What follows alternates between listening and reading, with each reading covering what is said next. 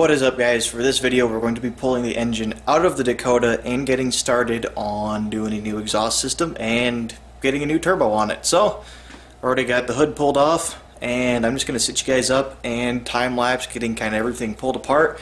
We'll see how quickly we can get this engine yanked out. Like I said, I'm going to sit you guys up on a toolbox or something and I'm just going to start pulling stuff apart.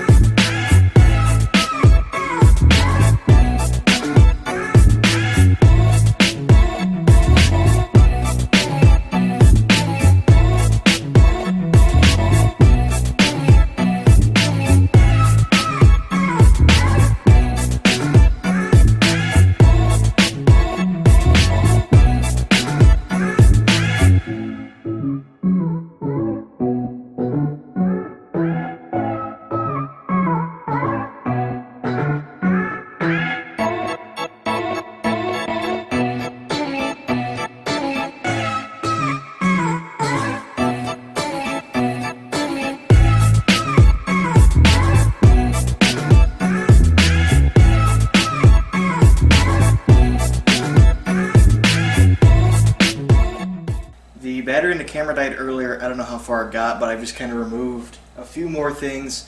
I have the different exhaust manifold here on the passenger side. It's a driver's side manifold rotated 180 degrees and bolted up. I'll show you guys that in a second. The reason I got you guys on the tripod still is I want to kind of explain why I've decided to put the turbo in a different location. So my original plan was to have the turbo mounted here on the passenger side right behind this headlight. But looking at everything, it's going to be nearly impossible to get the pipes to run into the wide pipe that I have, which is this thing, and not have the turbo sitting so high that it sticks out of the hood. It'd be kind of cool, but it's not what I want. I want everything to be inside the engine bay done correctly, and I want it to be nice and tidy and clean. So that obviously isn't going to work. So what I'm going to be doing instead is having the exhaust run all the way over here to the driver's side corner, like where I had the turbo on the original turbo Dakota, and the turbo is going to be mounted here. The inlet on the compressor is going to be facing the driver's side of the truck. The exhaust is going to be facing the passenger side, so it's going to be mounted that way, and then the wide pipe will be mounted this way here, kind of horizontally with the front of the truck, and then I'll have one pipe running up here, one here. It'll kind of run underneath of each other. And I'll be able to I'll probably end up welding the two different pipes from each bank together in a couple spots so that everything is nice and sturdy and structurally sound. You can see how tall this thing is, and I'll show you guys what it looks like in the engine bay now. So where I would have had to mount this thing, it would have had to have been like all the way here, but as you can see, I got the belt tensioner in the way, the radiator I got kind of chilling in here so I could gauge positions on stuff. And it would have just been a complete disaster trying to get all of this stuff routed. And then the turbo could only face with the exhaust facing directly back in order for me to get an exhaust on this thing. And I would have had to in order for this to work, I would have had to have everything kind of twisted this way so the pipes could reach. It would have just been a disaster. So with this mounted here, I could probably have it maybe angled or something like this. Actually, I don't know if... No, I wouldn't be able to do it. It'll have to be straight up. I could probably have it mounted right over off to the side of the frame rail so the pipes can just come straight up to it, and it'll clear the power steering pump there. The exhaust from the turbo will run back out in front of the engine over around the passenger side and then down the back. So I am going to weld up the passenger side bank exhaust runner now so that I have the turbo in the position I want. I'm going to get the passenger side done first here with it all in the truck. That way I have the position of the turbo kind of dialed in, and then once that is done I will finish pulling the engine. It's just got motor mount bolts and belt housing bolts left on it, and fuel lines are still connected so that it doesn't stink in here. And I guess after that it'll be time to pull the engine out once the exhaust for this side is done. I'm going to get to working on that, and then I'll show you guys what it looks like all welded up. Alright, I am back. It is the next day, and I got pretty much all of the welding I needed done before the engine comes out finished, and I'll just show you guys what that looks like. I've gone ahead, since it is now Sunday, and I went and picked the floor up, got all my parts over here, tools over here, just so that things are kind of reorganized. I'm going to be done working on this thing for the weekend. I might work on it a little bit here and there during the week. I want to try and have this engine out of the truck by the weekend so I can just start working on the exhaust setup and getting it ready to go back in. So this is what I ended up with so far. So we've just got the section of pipe here running down over, and then this pipe had a little bit of play in it, so I kind of used that play that was in the piping here and kind of tweaked it over, and then it comes up, clears the power steering hoses good enough. So yeah, this is as far as I'm going to get with it while it's in the truck. I'm going to get it all bolted up nice and tight, so I'm going to leave it exactly where it's at. I've got plenty of clearance between it and the sway bar, about probably an inch or so. I'm going to be doing a bolt sandwich on the motor mounts, so the engine isn't going to move anymore, so I'm not really worried about it smacking that part of the roll bar or anything like that. That is the progress so far. I will get back with you guys later on in the week. We'll get this engine out, and then that'll pretty much take care of everything. Alright guys, I have been looking at this truck for a minute and decided that I wanted to try something or look at something and see if I could do things a little bit differently with this exhaust. Now thankfully, the different way I'm going to be doing things, I don't have to like re-weld anything before the engine comes out, which is good. I've got everything kind of set as far as that goes. But as you can see, I've got the power steering pump removed, and with the power steering pump removed, I've got the turbo actually bolted up to this Y pipe here, and this thing is heavy. I'm gonna go and sit the camera up because I can't actually do this with one hand. Got the camera set up. Let me make sure we are recording, and we are. So my original plan was kind of to have the turbo sitting over here at an angle like this. If I can get around here, I need to sit this truck back down on the floor. The original plan was going to be to have the turbo kind of sitting like this up in this corner. It'd be down a little bit further, and just run it like that. But with the power steering pump off, I can bring it all the way in towards the engine and have it sitting about, I guess it would be sitting up higher by quite a bit, but sitting kind of right here at this angle like this. And with it at this angle, for one thing, if I get a 5/8 barb adapter for the coolant portion of the turbo here, I can run a heater hose straight from the outlet on this water pump right into the turbo and loop it over to the heater core and then back over into the intake manifold. This will also make it a lot easier to run the oil drain because it won't have as far to go, and it will be completely clear of any exhaust or any moving parts. And it'll also make it easier to make the oil feed reach all the way over here, and it'll have less exhaust piping hanging all over. I'll be able to use where the old power steering pump used to bolt up to. I'll be able to use these bolt holes to make a bracket, a support bracket for the turbo, so I don't just have all this weight swinging around on the end of the exhaust with no support. So thankfully, like I said, I don't have to re-weld anything with the exhaust on the truck. I can still pull the engine and kind of fine-tune my plans here, but my plans have changed quite a bit over the course of doing this just because of space. I'm just limited as far as where I can put stuff because of my space restriction here. So yeah, I think I'm gonna go and get this engine pulled out. Like I said last time, it's just bell housing bolts, fuel lines, and engine mount bolts, and then this thing's gonna pop out. So I'm gonna turn the camera off for a second, get those unbolted, and then turn it back on when I'm getting this thing out. Hopefully I don't whack the up pipe in anything on the way out, so it stays right where it's at, because it needs to. Otherwise I'll have to put the engine back in and line it back up.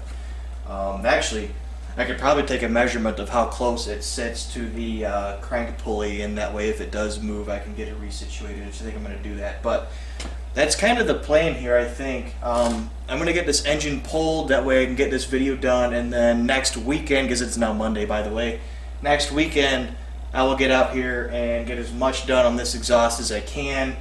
I'm probably going to go order a couple of mandrel bent 90s right now so I can get that portion of this taken care of and yeah, I guess we'll be done.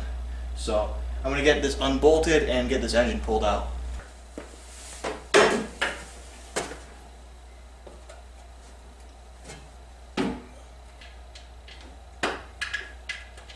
Oh, I should have done this one first.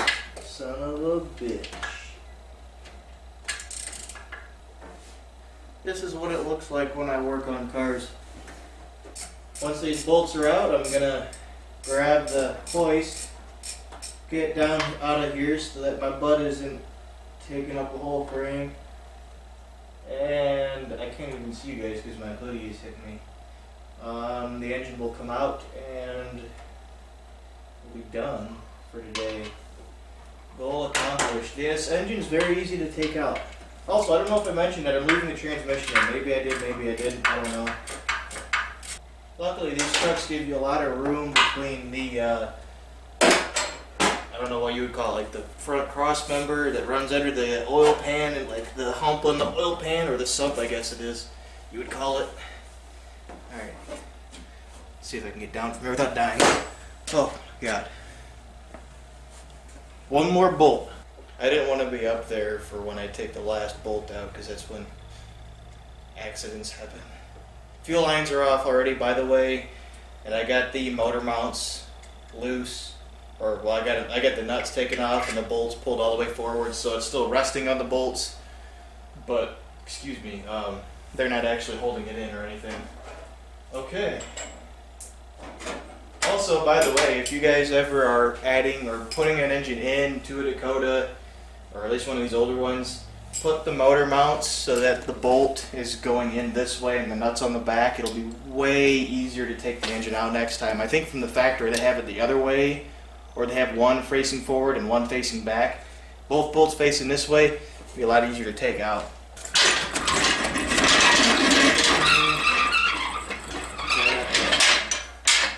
That's where we're just going to send it and see what happens. The truck's going to tip before it starts to...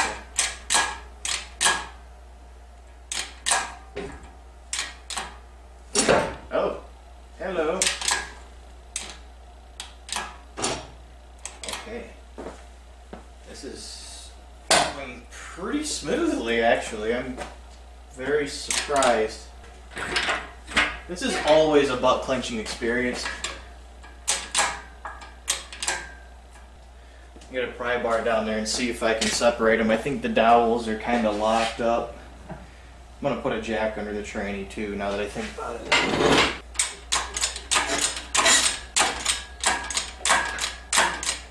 Yay! I see it kind of dangling around a lot freer than it was before. Holy shit! There we go! Ta-da! There we go. Hey, it doesn't look like anything moved. It's very, very good. This'll work. Also, you guys can see, remember when I said there's a reason I cut this out? There'd be a big ass upper core support in my way if I hadn't. So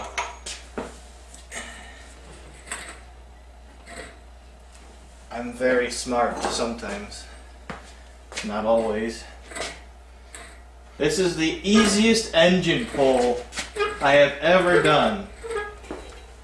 Hands down, the easiest pull ever in Rust Belt garage history. I pulled a handful of this thing. No surprises, no fights. I mean, we had the little dowel, but I don't count that because, you know, it's not that big of a deal. I didn't even hit the ceiling and the truck is lifted. The truck's on jack stands and we didn't hit the ceiling with the hoist and it came out. Grab this. So the issue now is that I don't think I can set this thing on the... Wait, maybe I can set it on the ground because that's lower than that, even though this isn't a big enough sump to set this thing down on top of. So I have a milk crate, but I don't know if it can hold this thing. I'm probably going to have to go to the hardware store and get bolts. But I don't think that this moved at all. It still looks very level with the oil pan, so no, it didn't. That is fantastic. I'm happy. Look at it. This is so nice. Not really, because now I can't drive my truck, but it will be nice. Hopefully, I can actually drive this truck all spring and summer and not have a rodent eat all my wires. By the way, I noticed there's rat poop on this engine. Where was it? Where was the rat poop? Oh, it was up here. See poop? There's the poop. There's quite a bit of poop on here. So we've had a rodent kind of running around, but it was probably when it was sitting at my grandparents' house for 3 months and didn't move because some other rodent had eaten all my damn wires up. Yeah, I'm gonna quit rambling. I'm really tired, guys. I apologize.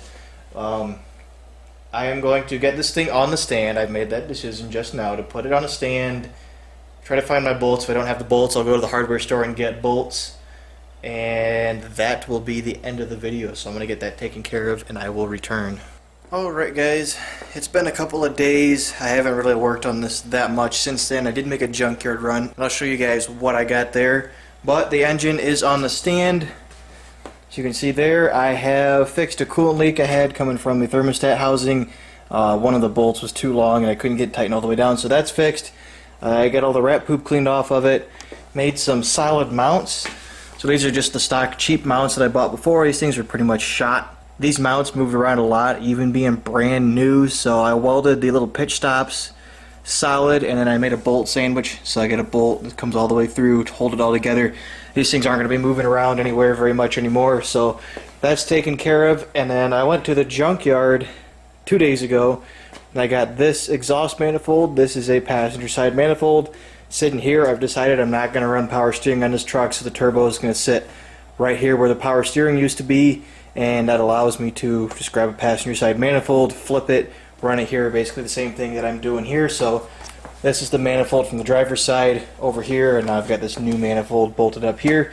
I had to go and get a cordless angle grinder in order to get that, because obviously the bolts that were on it were not going to come off, you know, by unbolting them. They were completely seized up, and with me being at the junkyard by myself, there was no way I could have got them out. So went and bought a cordless grinder, got that, and I also got a V6 Grand Am radiator instead of the 4-cylinder one I was using.